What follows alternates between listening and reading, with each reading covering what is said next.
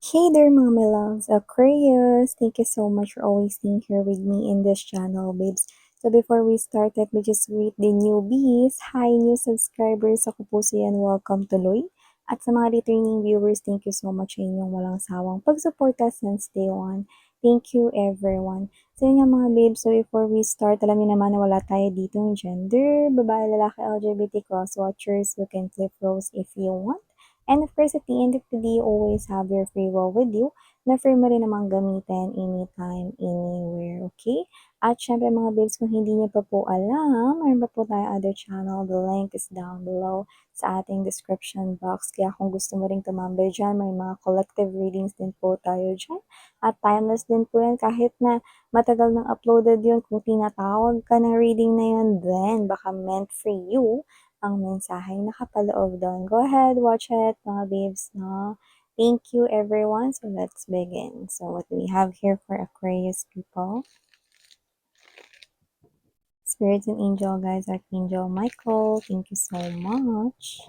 What do we have here for my Aquarian people? Can you please show me messages for my Aquarius people? This is for Aquarius. What do we have here for Aquarius?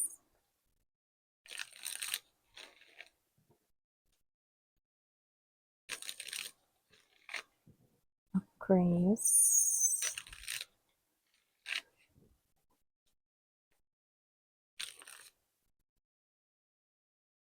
Hmm.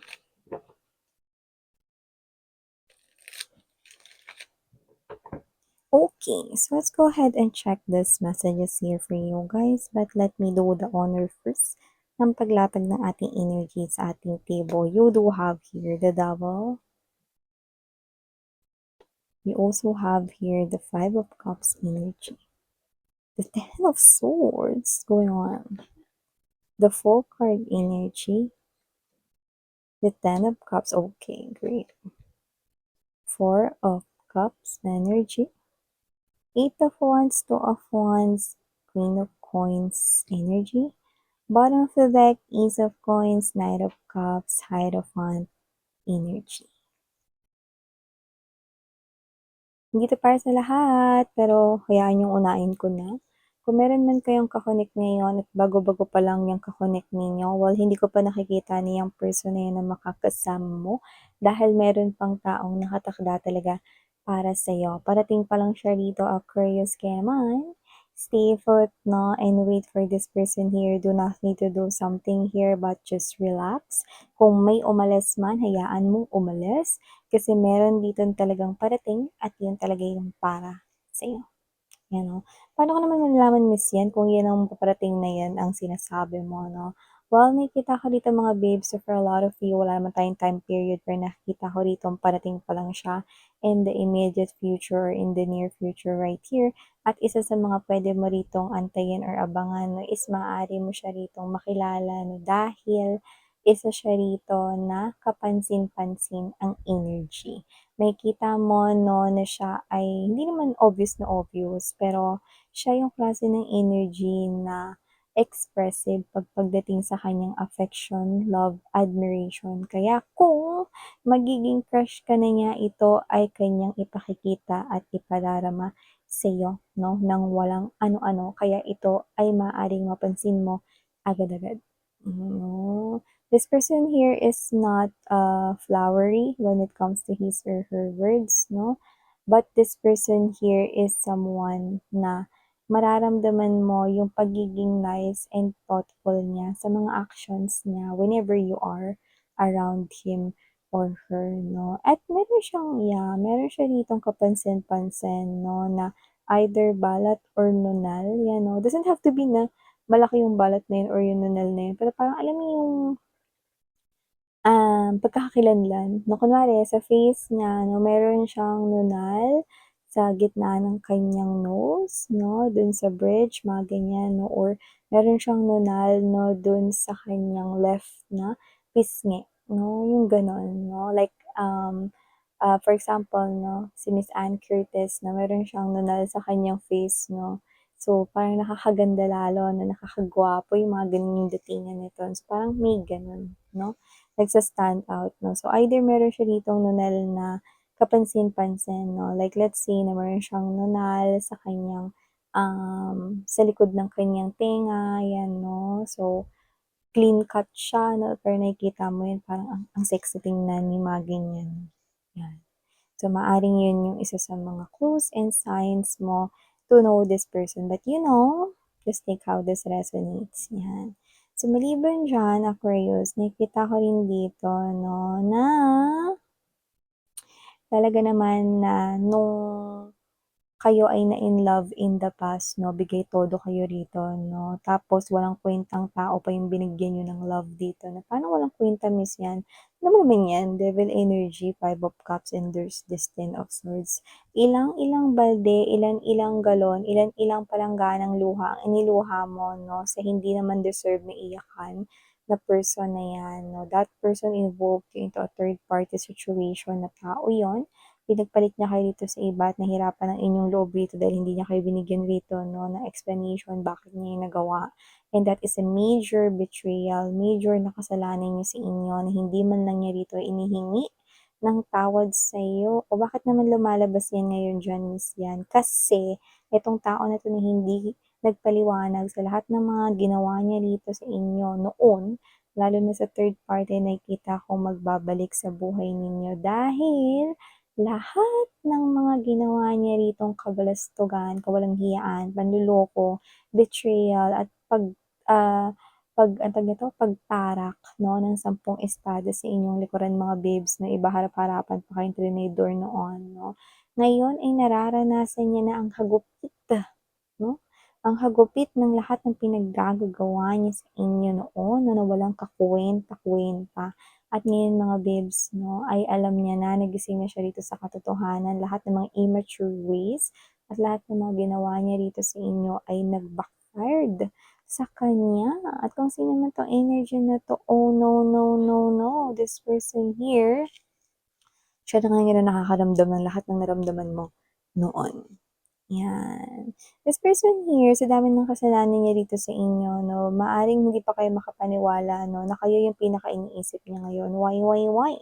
Kasi sa lahat ng mga naka-in relationship na mga babes na hindi maitatatuwa, na ikaw yung pinaka nagpakita ng concern, pagmamahal sa kanya na halos ayaw mo siyang iwanan noon despite of all the things na ginawa niya, naniwala ka magbabago siya 'no, alam niya yun. Pero hindi niya yun nare-realize, pero ngayon kitang-kita na niya, ayan mga babes 'no. So, kung sino man 'tong energy na 'to, magta-try siya ulit ditong lumapit sa iyo, posibleng magmakaawang makipagbalikan sa'yo. Pero I think meron siya ditong pinaniniwalaan na 'pag pinatawad mo na siya baka sakaling mag-iba at gumaan ang kanyang pamumuhay dito. Kasi ang bigat, parang ang dami niya ditong pinagdadaanan na sunod-sunod, 'pag nalampasan niya na yung isa, yun na naman ulit yung panibagong pagsubok 'no. So, ito ay I think parte ng kanya ritong karmic lessons that he or she has to learn, 'di ba? Kailangan niya diyang, matuto, 'yan 'no. Kung sino man 'yan, oh no, no, no, siya na ngayon ang nakakaranas ng lahat ng dinanas mo, sweetheart 'no. Good news naman tayo 'no, tama lang na lumayo siya sa buhay ninyo kasi nakikita ko rito na pumasok ang swerte sa'yo.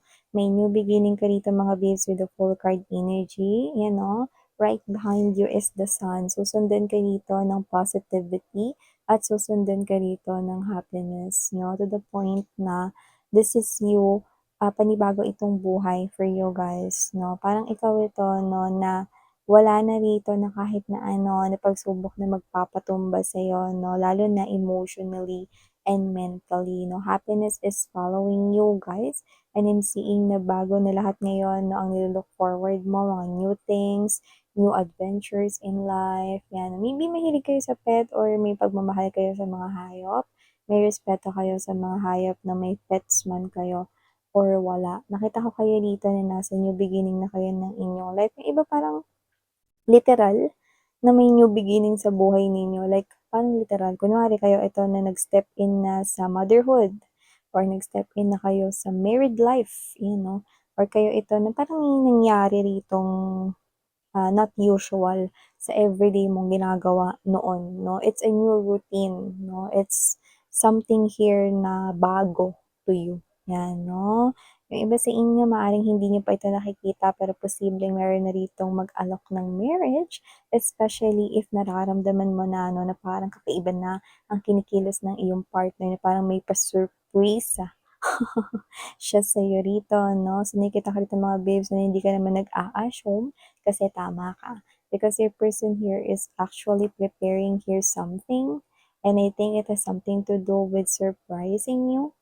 Okay, maybe a marriage proposal here. You will get engaged with this person, with the love of your life, with the person here na nakikita ko. So, I'm seeing, no, na meron ditong possible na mag-settle down na kayo together or mapag-usapan nyo na to with your person right here. Yan.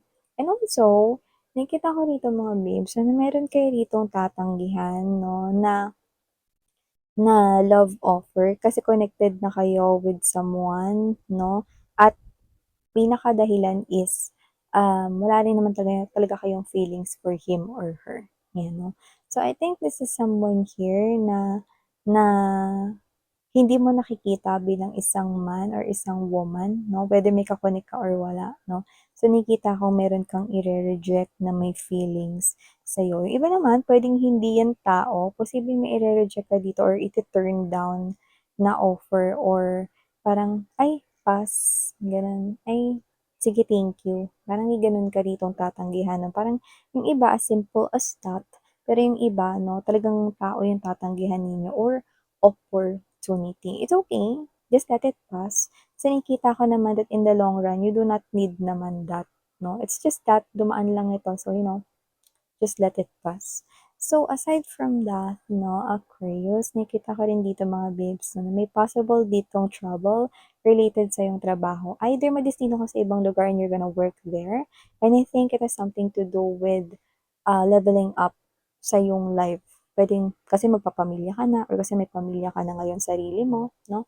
So, nakita ko rito na this is you grabbing an opportunity sa isang malayong lugar, like you really need to relocate or lumipat pansamantala temporarily doon so that magawa mo yung work mo. I think it has something to do with money, work related things, career, job, or even doing business there. Okay? And that is for the sake of your own family, especially if you also have here kids na. Yan. So, may kids ka man dito, wala, may pagpapamilya ka na rito or wala, or nasa mind mo na yon. I'm seeing here travel, and I think it's related with your pagkakaperahan, trabaho, or negosyo. Okay? Might be sa ibang bansa, or pwedeng sa ibang lugar, maybe sa ibang parts of the Manila, or okay, any location, state, region. Yan. So, nakikita ko dito mga babes, na may iba, may plano kayo dito magpapatayo ng bahay. So, nakikita ko yun dito. At first, maaaring meron lang a little challenge, no, na parang may mga, little lang naman, kumari, epal ng mga kapitbahay, no, lagi nagrereklamo kay kapaingay-ingay doon. May ginagawang bahay kasi. Puwede ba namang makapukpok ka ng pako na walang tunog yun, 'no? So, sabihin mo yan sa mga gumagawa at nag-iimbento ng mga pang-construction ng mga materials, 'di ba? So, mga gano'n. May nakita ko dito laging nagrereklamo, 'no?